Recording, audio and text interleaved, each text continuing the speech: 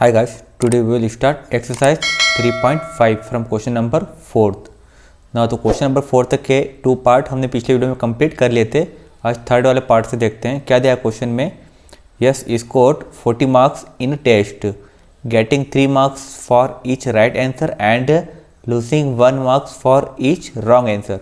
ना तो यश ने एक टेस्ट में कितने मार्क्स प्राप्त किए? 40 मार्क्स प्राप्त किए। वो भी किस टाइप से कि जब उसे करेक्ट आंसर के यहाँ पर 3 मार्क्स मिल रहे थे और 1 इनकरेक्ट आंसर के उसका 1 मार्क्स को डिडक्ट कर लिया जाता था, मतलब 1 मार्क्स कम कर लिए जाते थे। देन आगे क्वेश्चन में दिया है had 4 marks been awarded for each correct answer and 2 marks been deducted for each incorrect answer, then Yash would have score 50 marks. Then question में आगे ये दिया है कि अगर यश को 1 करेक्ट आंसर के 4 मार्क्स दिए जाते और 1 इनकरेक्ट आंसर के 2 मार्क्स डिडक्ट किए जाते तो यश का जो स्कोर है वो 50 होता। ठीक है। How many questions were there in the test, तो हमें ये बताना है कि टेस्ट में टोटल क्वेश्चन कितने थे। ठीक है ना, तो इस टाइप का क्वेश्चन हम कैसे करेंगे, हमें यहाँ पर क्या फाइंड करना है, how many questions were there in a test, मतलब कि टेस्ट में टोटल क्वेश्चन कितने थे ना। तो यहाँ पर जो टोटल क्वेश्चन उन्होंने पूछा है हमसे, इसको हम 2 कैटेगरी में डिवाइड कर सकते हैं। एक तो वो क्वेश्चन जिनके आंसर इसने करेक्ट दिए है और एक वो क्वेश्चन जिसके आंसर इसने इनकरेक्ट दिए, मतलब रॉन्ग दिए। ठीक है, ये 2 कैटेगरी में हम इस क्वेश्चन को डिवाइड कर सकते हैं। जब हम करेक्ट और इनकरेक्ट दोनों आंसर को फाइंड करके प्लस करेंगे तो हमें पता चल जाएगा कि इस टेस्ट पेपर में टोटल क्वेश्चन कितने थे। ठीक है ना, तो हम लेट कर लेंगे कि करेक्ट आंसर इसने एक्स दिए और इनकरेक्ट आंसर वाई दिए। देन एक्स और वाई की वैल्यू को हम फाइंड कर लेंगे और दोनों को लास्ट में प्लस कर देंगे। ठीक है ना, तो क्वेश्चन को स्टार्ट करते हैं हम यहाँ पर ना। तो हम लेट कर लेते हैं कि number of correct answer equal to x. ठीक है, let number of correct answer be x and number of incorrect answer be y. ठीक है, हमने लेट कर लिया कि टोटल करेक्ट आंसर एक्स है टेस्ट पेपर में और इनकरेक्ट आंसर वाई जो कि यश के द्वारा किए गए। ठीक है, देन केस बनाते हैं यहाँ पर, केस फर्स्ट और case second, case first and case second. ठीक है ना, सबसे पहले हम फर्स्ट केस की बात करते हैं कि यश ने कितना स्कोर किया यहाँ पर, टोटल 40 मार्क्स। तो टोटल मार्क्स इक्वल टू 40। और सेकंड केस में क्या बोला, टोटल मार्क्स कितने उसने प्राप्त किए, 50। तो यहाँ लिखते हैं टोटल मार्क्स इक्वल टू 50। ठीक है ना, अब फर्स्ट वाले केस की बात करते हैं कि यस ने 40 मार्क्स तो प्राप्त किया, लेकिन किस टाइप से, जब करेक्ट है कि उसे कितने मिल रहे थे, 3। 1 करेक्ट आंसर के 3 मार्क्स और 1 करेक्ट इनकरेक्ट आंसर के उसे कितने मिल रहे थे, -1, उसमें से डिडक्ट हो जाता था। ठीक है, देन सेकंड केस में क्या बोला है कि जो करेक्ट आंसर मिल रहा था उसके एक करेक्ट के कितने मिल रहे हैं, 4 मार्क्स बोल रहे हैं। अगर एक करेक्ट करता था तो 4 मार्क्स मिल रहे हैं और एक इनकरेक्ट करता था तो उसमें से 2 डिडक्ट कर लेते थे। ठीक है, -2 कर दिया हमने। देन फर्स्ट केस के हम यहाँ इक्वेशन बनाते हैं। अब टोटल मार्क्स कितने आ रहे हैं, 40। नो, ये टोटल मार्क्स टीचर ने उसको किस टाइप से दिए होंगे कि हम सपोज करते हैं कि यश ने 10 क्वेश्चन करेक्ट किए तो उसको 10 क्वेश्चन कितने मार्क्स मिल जाएंगे। अगर 1 क्वेश्चन का 3 मार्क्स है करेक्ट के तो 10 के उसे मिल जाएंगे 30। किस टाइप से आया, जो 3 मार्क्स उसका 10 में मल्टीप्लाई कर दिया तो 30 मार्क्स उसको मिल जाएंगे। देन हम सपोज करते हैं कि उसने जो इनकरेक्ट आंसर दिए वो दिए 5।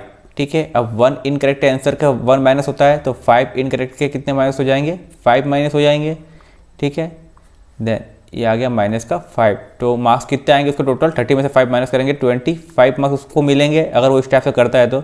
देन हमें यहाँ पर मार्क्स टोटल कितने मिल रहे हैं, 40। लेकिन हमें ये नहीं पता कि उसने कितने करेक्ट किए आंसर और कितने इनकरेक्ट किए। लेकिन हमने यहाँ पर लेट किया हुआ है कि करेक्ट आंसर उसने कितने दिए, x। तो जहाँ पर हमने 10 लिखा है वहाँ पर क्या हो जाएगा, x। ठीक है, यहाँ पे आ जाएगा x और जो इनकरेक्ट हमें ये नहीं पता कितने इनकरेक्ट किए, वहाँ पे क्या आ जाएगा y और टोटल मार्क्स कितने हो जाएंगे उसके, 40। ठीक है ना, इस टाइप से हमारी इक्वेशन बनेगी 3x - y equal to 40। 3x - y equal to 40। ठीक है, सिमिलर इक्वेशन यहाँ पर भी इसी टाइप से बनेगी।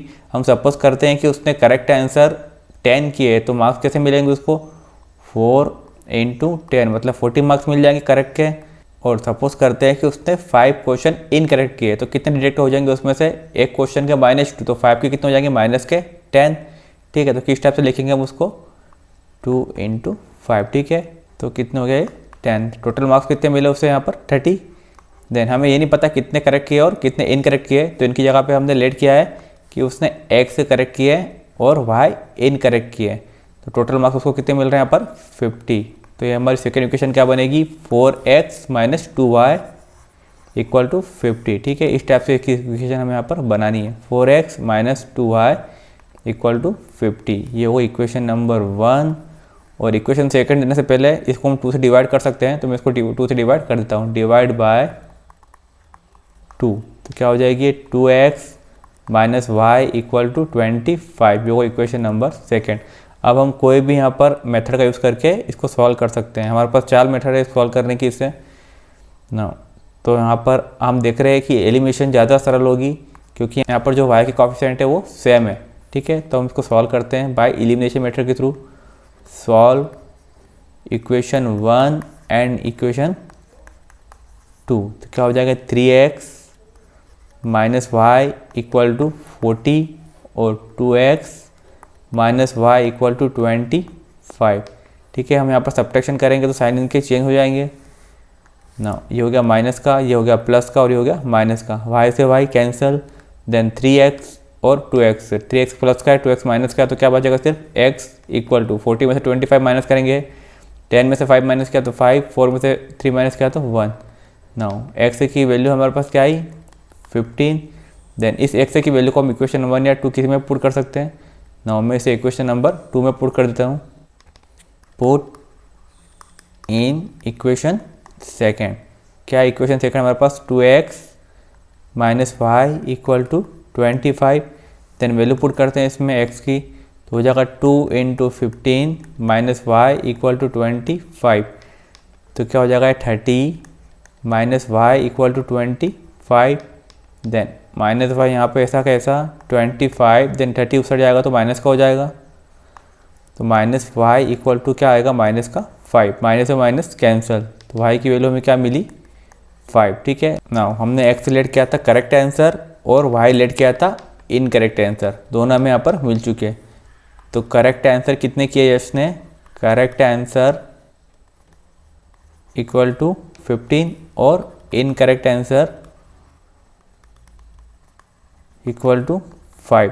टोटल क्वेश्चन कितने अटेम्प्ट किए होंगे उसने, hence total question = correct answer plus incorrect answer x + y, ऊपर हम लिख चुके हैं इसको, कितना हो जाएगा 15 + 5, मतलब टोटल उसने 20 क्वेश्चन किए। उस टेस्ट पेपर में टोटल क्वेश्चन कितने थे 20 थे। ठीक है ना, अगर आपको इस क्वेश्चन में कोई डाउट हो तो कमेंट बॉक्स में कमेंट कर दीजिएगा। मैं आपको यहाँ कंडीशन में भी चेक करवा देता हूँ कि आंसर किस टाइप से करेक्ट है। देखो 1 करेक्ट आंसर के यहाँ पे कितने मार्क्स मिल रहे हैं 3, उसने 15 करेक्ट आंसर किया तो 15 3 जा 45, और इनकरेक्ट कितने किए उसने वहाँ पर 5, तो 5 इसमें से क्या हो जाएंगे माइनस, तो टोटल मार्क्स उसको कितने मिल रहे हैं 40। तो फर्स्ट कंडीशन करेक्ट है। देन सेकेंड कंडीशन में देखते हैं, करेक्ट उसने 15 किए थे तो 1 के मिल रहे हैं 4 मार्क्स, तो 15 के कितने हो जाएंगे 15 × 4 वो हो जाएंगे 60 मार्क्स। देन इनकरेक्ट उसने किए हैं 5 और एक इनकरेक्ट के 2 मार्क्स अगर डिटेक्ट करते हैं तो 5 इनकरेक्ट के 10 मार्क्स डिटेक्ट हो जाएंगे इसमें से, तो क्या हो जाएगा 60 - 10, मतलब टोटल कितना स्कोर किया 50। और सेकेंड कंडीशन में यहाँ पर सेटिस्फाई हो रही है, इसका मतलब हमारा आंसर यहाँ पर करेक्ट है। ठीक है ना, हम देखते हैं फोर्थ वाला क्वेश्चन इसका।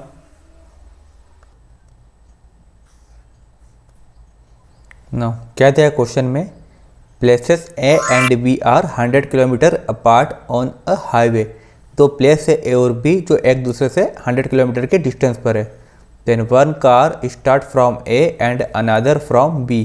तो कार है एक A से स्टार्ट होती है और एक B से एट द सेम टाइम, दोनों सेम टाइम पर स्टार्ट हो रही है। If the cars travel in the same direction, अगर दोनों कार एक ही डायरेक्शन में चल रही है एट डिफरेंट स्पीड, और दोनों की स्पीड अलग अलग है, then they meet in 5 hours. Then दोनों कार्स 5 घंटे में मिलती है। ठीक है, यहाँ डायग्राम से समझते हैं हम। यहाँ पर 2 कार है, एक A वाले प्लेस पे और एक B वाले प्लेस पे। अगर दोनों सेम टाइम पर स्टार्ट हो और एक ही डायरेक्शन में चले तो ये दोनों एक दूसरे से 5 घंटे बाद मिलती है। मतलब इन दोनों कार की स्पीड यहाँ पर अलग अलग है। जो कार रेड वाली दिख रही है इसकी स्पीड ज़्यादा होगी और जो कार येलो वाली दिख रही है इसकी स्पीड यहाँ पर कम होगी, ठीक है।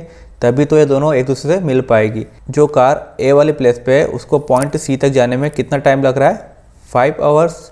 देन सेम जो कार बी पर है उसको भी सी तक जाने में कितना टाइम लग रहा है, 5 आवर्स, ठीक है। देन आगे क्वेश्चन में क्या बोला है, if they travel towards each other, अगर वो दोनों कार एक दूसरे की तरफ चलती है, दे मीट इन 1 आवर्स, तो वो 1 घंटे बाद मिल जाती है। मतलब कि अगर दोनों कार एक दूसरे की तरफ चले, ये इस साइड जा रही है और ये इसकी इस साइड जा रही है, ठीक है, तो इन दोनों को मिलने में कितना टाइम लगता है, 1 आवर्स। मतलब कार जो ए से स्टार्ट हो रही है उसको सी तक जाने में 1 आवर्स लग रहा है और ऐसा है जो कार बी से स्टार्ट हो रही है उसको सी तक जाने में कितना टाइम लग रहा है, 1 आवर्स, ठीक है। Then what are the speed of the 2 cars, हमें बताना है कि दोनों कार की स्पीड क्या होगी, ठीक है। तो हम लेट कर लेते हैं कि जो कार ए से स्टार्ट हो रही है उसकी स्पीड x है और जो कार बी से स्टार्ट हो रही है इसकी स्पीड y है, ठीक है। और हम x और y की यहाँ पर इक्वेशन बनाएंगे ना। तो मैं लिख रहा हूँ यहाँ पर let speed of car start from A, जो ए वाले प्लेस से स्टार्ट हो रही है उसकी स्पीड हमने ले ली x kilometre per hour. Then same जो कार बी से स्टार्ट हो रही है speed of car start from B, इसकी स्पीड हमने लेट कर ली कि है y किलोमीटर पर आवर, ठीक है।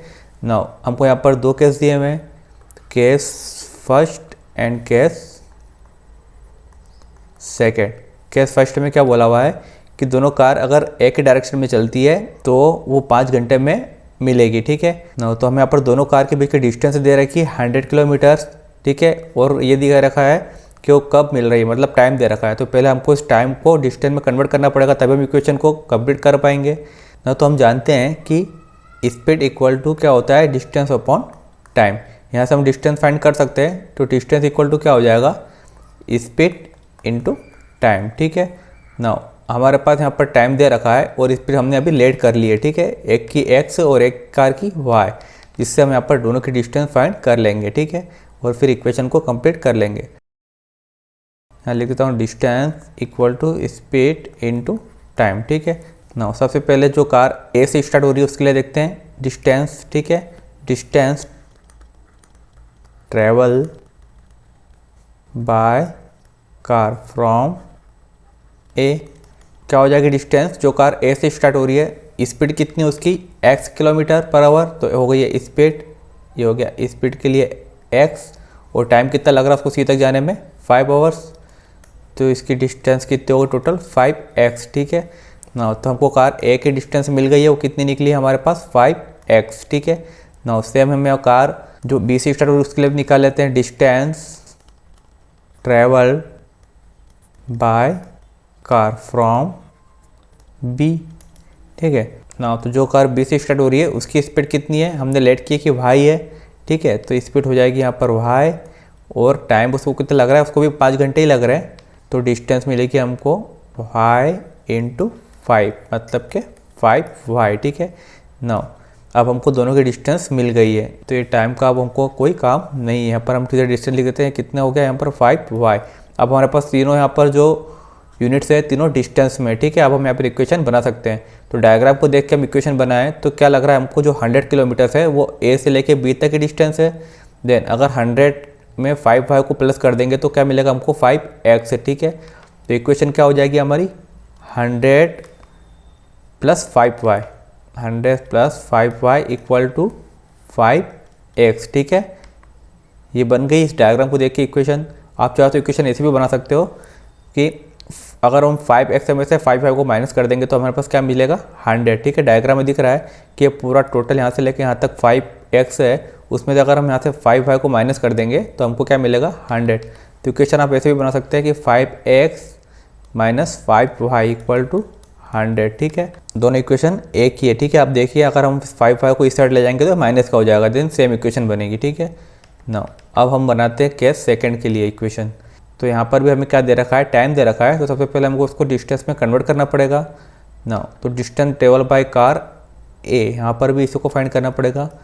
Distance travel by car from A कितनी हो जाएगी? जो कार ए से स्टार्ट हो रही है उसकी हमने स्पीड ली है एक्स, ठीक है, तो ये स्पीड हो जाएगी एक्स, और टाइम कितना लग रहा है उसको सी तक जाने में 1 आवर्स। तो इस बार हमको डिस्टेंस क्या मिली? एक्स इंटू 1, मतलब कि सिर्फ एक्स, ठीक है। देन अब यहाँ पर डिस्टेंस निकालते हैं जो कार बी से स्टार्ट हो रही है उसके लिए। Distance travel by car from B, ठीक है ना। तो जो कार बी से स्टार्ट हो रही है उसकी स्पीड हमने ली है वाई, ठीक है, उसको भी सी तक जाने में कितना समय लग रहा है? 1 आवर्स। तो डिस्टेंस क्या हो जाएगी? वाई इंटू 1, ठीक है, तो ये मिलेगा हमको वाई, ठीक है ना। अब इक्वेशन बनाते हैं इसकी भी हम, ये जो टाइम था इसको हटा देते हैं, इसी जगह पे हम डिस्टेंस लिख देते हैं, ठीक है ना। तो डिस्टेंस कितनी हो गई? ए को सी तक जाने में डिस्टेंस मिल रही है एक्स, और बी को सी तक जाने में डिस्टेंस मिल रही है वाई ना। तो इन दोनों की डिस्टेंस कितनी है? टोटल ए से लेके बी तक की जो डिस्टेंस है वो कितनी है? 100, ठीक है, ये पूरी हो जाएगी 100, ठीक है ना। तो इक्वेशन क्या बनेगी? X plus y equal to 100, दिख रहा है डायग्राम से ही हमको। तो इक्वेशन हो जाएगी हमारी x plus y equal to 100, ठीक है ना। हमको दो इक्वेशन यहाँ पर मिल चुकी है। ये वाली इक्वेशन को हम 5 से डिवाइड कर सकते हैं तो ये और सिंपल हो जाएगी। डिवाइडिंग बाय 5, तो इक्वेशन बनेगी x minus y equal to 20, ये होगा इक्वेशन नंबर 1 और ये होगा इक्वेशन नंबर 2, ठीक है ना। हम यहाँ पर कोई भी मेथड लगाकर इनको सॉल्व कर सकते हैं, तो मैं यहाँ पर एलिमिनेशन मेथड का यूज़ कर रहा हूँ क्योंकि यहाँ पर कोएफिशिएंट दोनों में सेम है, ठीक है। Solve equation 1 and equation 2। क्या equation 1 x minus y equal to 20, और इक्वेशन 2 क्या है? x plus y equal to 100, x plus y equal to 100, ठीक है। दोनों इक्वेशन को ऐड कर रहे हैं हम, तो हमको यहाँ पर साइन चेंज करने की भी नीड नहीं है, ठीक है। y से y कैंसिल हो गया, x और x हो गया 2x इक्वल टू 100 प्लस 20 हो गया 120, देन x इक्वल टू हो जाएगा 120 अपॉन में 2, कैंसिल करेंगे 2 1 जा 2, 2 6 या 12, देन x इक्वल टू हमें मिला 60। क्या है ये स्पीड है 60 किलोमीटर पर आवर्स, ठीक है ना। इस x की वैल्यू को हम इक्वेशन 1 और 2 किस में पुट कर सकते हैं? मैं इक्वेशन 1 में पुट कर रहा हूँ इसको, पुट इन इक्वेशन 1, तो क्या हो जाएगी ये x minus y equal to 20, equation number 1, इसमें वैल्यू पुट कर देते हैं इसकी, तो हो जाएगी 60 minus y equal to 20, then minus y equal to 20, ये 60 राइट में आएगा तो माइनस का हो जाएगा, तो बचेगा हमारे पास माइनस वाई इक्वल टू 60 में से 20 माइनस किया तो माइनस का 40, देन माइनस से माइनस कैंसिल, तो वाई इक्वल टू मिला 40 किलोमीटर पर आवर ना। तो जो कार ए से स्टार्ट हो रही थी उसकी स्पीड कितनी है? 60, और जो कार बी से स्टार्ट हो रही है उसकी स्पीड कितनी है? 40, ठीक है ना। तो आंसर लिख लेते हैं हम यहाँ पर, speed of car start from A equal to 60 kilometre per hour and speed of car start from B equal to 40 kilometres per hour, ठीक है। अगर आपको इस क्वेश्चन में कोई डाउट हो तो कमेंट बॉक्स में कमेंट कर दीजिएगा, ठीक है ना। हम देखते हैं नेक्स्ट क्वेश्चन इसका।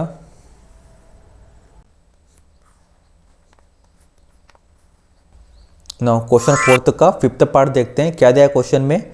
The area of rectangles gets reduced by 9 square units. एक रेक्टेंगल का एरिया है जो 9 स्क्वायर यूनिट कम हो जाता है, कब? If its length is reduced by 5 unit and the breadth is increased by 3 unit. यदि उसके लेंथ को हम 5 यूनिट कम कर दें और उसके ब्रेथ को 3 यूनिट से बढ़ा दें तो उसका जो एरिया है वो 9 स्क्वायर यूनिट कम हो जाता है, ठीक है। देन आगे क्वेश्चन में दिया है, if we increase the length by 3 unit and the breadth by 2 units the area increased by 67 square units. Now यदि हम उसकी लेंथ को 3 यूनिट इंक्रीज कर दें और उसकी जो ब्रेथ है उसको 2 यूनिट से इंक्रीज कर दें तो जो एरिया है वो 67 स्क्वायर यूनिट इंक्रीज हो जाता है। Find dimension of the rectangle, हमें उस रेक्टेंगल की लेंथ और ब्रेथ यहाँ पर फाइंड करना है ना। तो हम लेट कर लेते हैं कि लेंथ x है और ब्रेथ कितनी है? y, ठीक है ना। लेट लेंथ ऑफ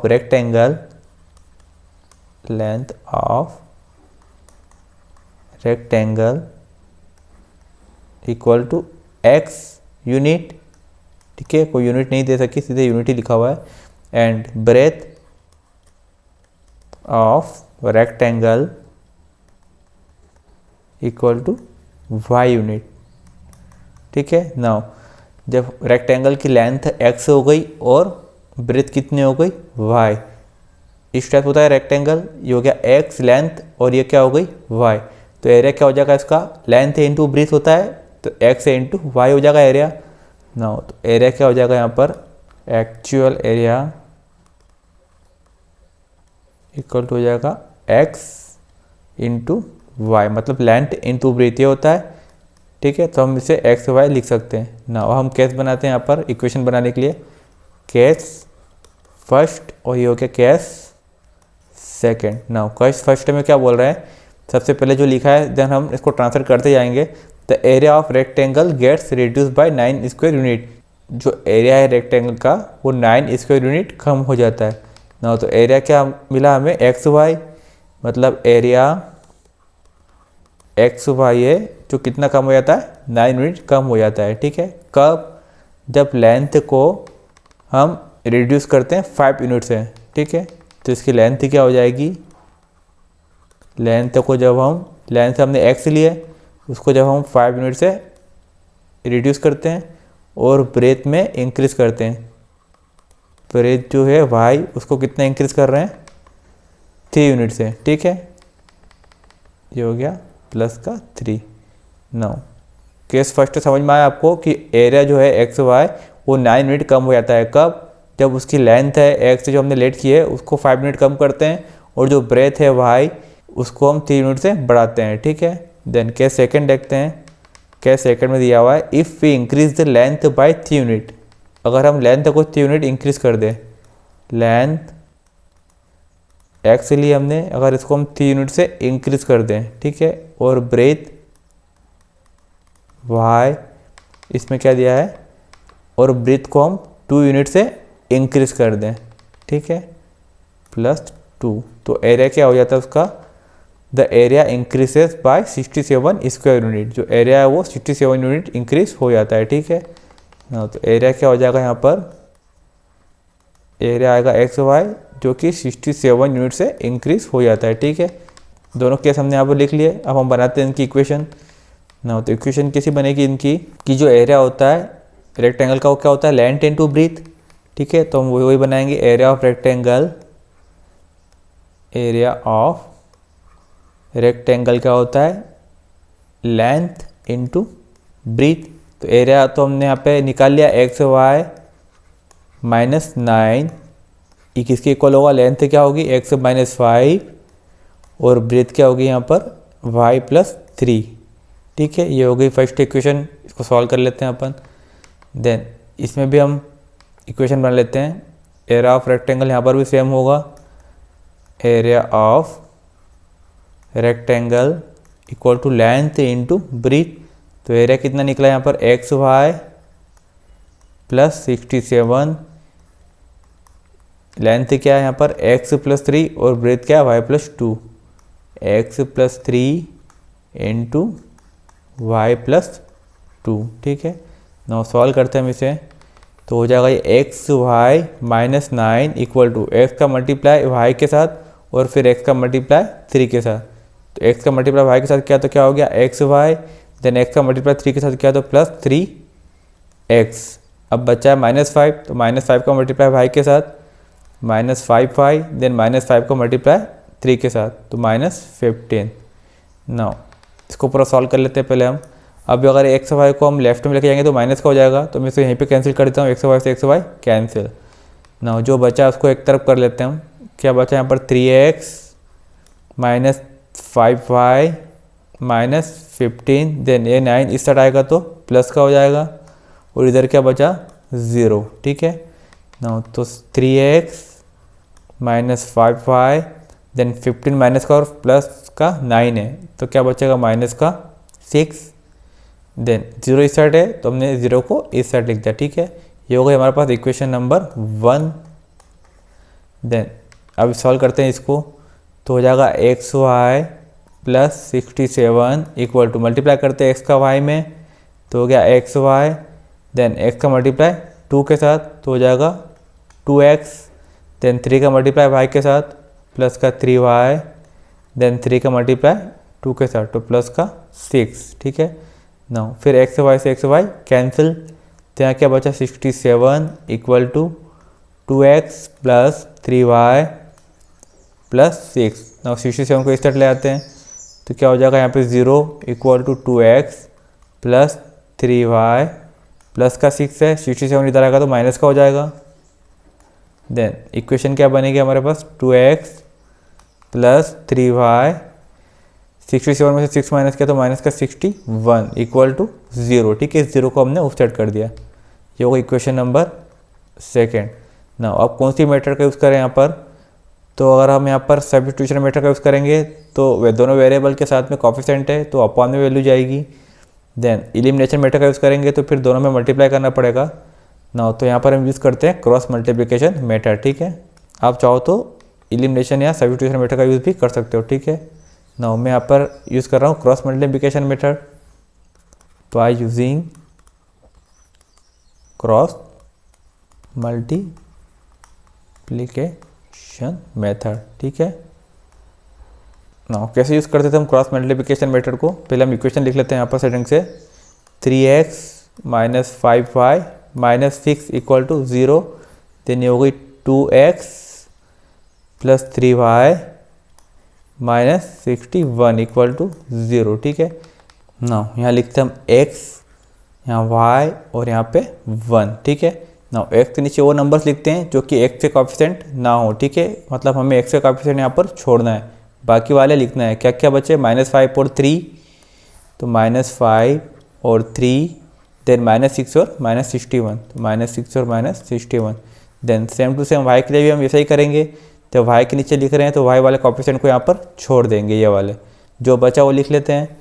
क्या क्या बचा -6 से -61, 3 और 2, तो ये दो तो लिख चुके हम पहले ही, अब बचा सिर्फ 3 और 2, ठीक है ना।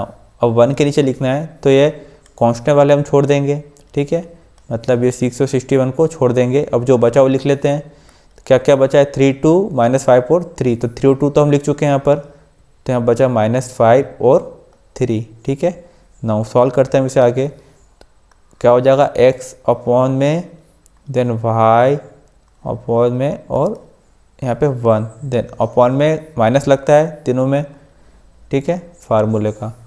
देन अब सॉल्व करते हैं हम इसे, तो 5 इंटू -61, तो -5 इंटू -61, देन 3 इंटू माइनस का 6, 3 इंटू माइनस का 6, देन -6 इंटू 2, तो -6 इंटू 2, देन ये हो जाएगा -61 इंटू 3, -61 इंटू 3, देन 3 इंटू 3, तो हो जाएगा 3 इंटू 3 और 2 इंटू -5, 2 इंटू माइनस का 5, ठीक है ना। सॉल्व करते हैं इसे आगे, क्या हो जाएगा x के अपॉन में -5 का इसमें मल्टीप्लाई हो जाएगा, तो माइनस इंटू माइनस क्या हो गया प्लस, 5 1 जा 5, 6 5 जा 30, ठीक है।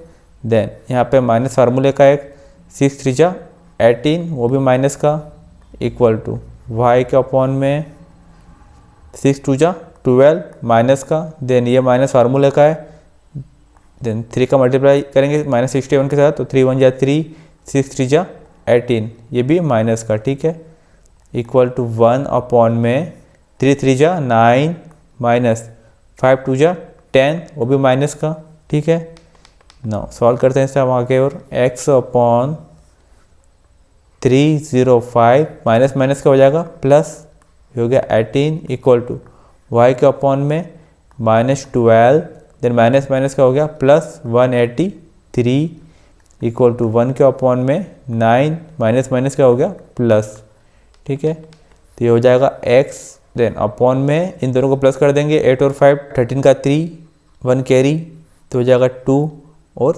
3, 323, इक्वल टू y अपॉन में 183 में से 12 माइनस करेंगे, 3 में से 2 माइनस किया तो 1, 8 में से 1 माइनस किया तो 7, ठीक है 171, इक्वल टू 1 अपॉन 10 प्लस 9 19। ना वो कंपेयर करा देते हैं इसके साथ और y की भी इसके साथ, ठीक है नाउ तो x अपॉन में 3 to 3 equal to 1/19 and y upon में 171 इक्वल टू 1/19, ठीक है। नाउ तो क्या हो जाएगा, ये x equal to 3 to 3 upon में 19 और y इक्वल टू 171 अपॉन में 19, ठीक है। अब कैंसिल करते हैं हम 19 की टेबल में 323, तो 9 की टेबल में 3 कब आता है लास्ट में, 9 7 जा होता है 63, ठीक है। 19 7 जा तो ये नहीं आएगा क्योंकि 19 10 जा तो 190 हो जाएगा, उससे बड़ा नंबर है, तो 19 17 जा ये हो सकता है, ठीक है। ना मल्टीप्लाई करके देख लेते हैं हम, 9 7 जा 63 का 3 6 कैरी, 7 1 जा 7 और 6 13, देन 9 और ये हो गया 1, तो ये हो गया 3 9 और 3 12 का 2 1 कैरी, ये हो गया 323, मतलब ये कैंसिल होगा 19 हो जाए 19 19 से 17 टाइम, ठीक है ना। अब हम देखते हैं यहाँ पर 9 की टेबल में लास्ट टाइम में 1 कब आता है, 9 9 जा 81 होता है, तो 19 9 जा 171 आता है, ठीक है ना। तो x की वैल्यू हमें यहाँ पर मिली 17 और y की वैल्यू हमें मिली यहाँ पर 9, ठीक है ना। तो x को हमने लिया था लेंथ और y को हमने लिया था ब्रीथ, ठीक है। तो क्या हो जाएगा, लेंथ ऑफ रेक्टेंगल